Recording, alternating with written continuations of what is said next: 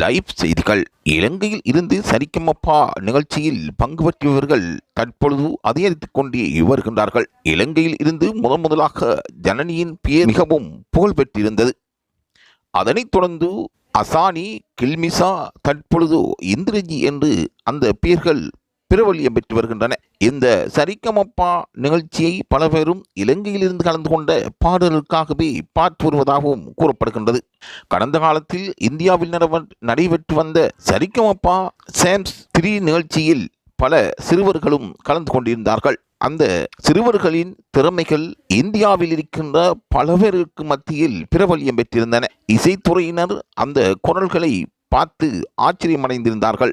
இலங்கையை பொறுத்தவரையில் இவ்வாறான தங்கள் திறமைகளை வெளிக்காட்டக்கூடியவர்கள் இருந்திருப்பதும், அவர்கள் சரிகமப நிகழ்ச்சியில் பங்கு பெற்றுவதற்கு ஆர்வம் காட்டி வருவதும் இந்தியாவில் இருக்கின்ற சரிகமப நிகழ்ச்சியை பார்த்து கொண்டிருக்கும் ரசிகர்களுக்கு ஆச்சரியம் அளிப்பதாக கூறுகின்றார்கள்.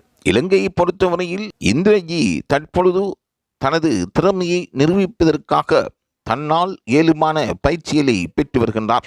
இவருக்கான பயிற்சிகளும் தொடர்ந்தும் வழங்கப்பட்டு வருகின்றன. இந்திரஜியை பொறுத்தவரையில் மலையகத்தில் தற்பொழுது அவர் ஒரு பேசும் பொருளாக மாறியிருக்கின்றார். நடுவர்கள் எழுந்து நின்று அவரை வரவேற்று அவரின் பாடலை கேட்டு ஆச்சரியப்படுகின்றார்கள்.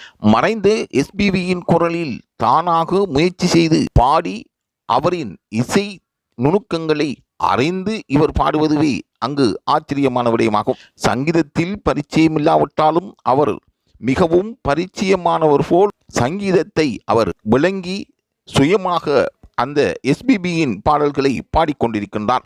அங்கிருக்கின்ற நடுவர்கள் இவரின் திறமையை கண்டு வியந்திருக்கின்றார்கள். இலங்கையில் இருந்து வருகின்ற ஒவ்வொருவரும் வித்தியாசமான திறமைகளுடன் காணப்படுவதாகவே கூறுகின்றார்கள். யார் இவருக்கு இந்த திறமையை கற்றுக் கொடுத்தது என்று, இவரின் ஆசான் யார் என்றும் அவர்கள் கேட்கின்றார்கள். இருந்தாலும் சுயமாக அவர் கற்றுக்கொண்டதால் அவருக்கு திறமையும் மதிப்பும் அதிகரித்து காணப்படுவதாக அங்கிருக்கின்ற தகவல்கள் கூறியிருப்பது குறிப்பிடத்தக்கதாகும்.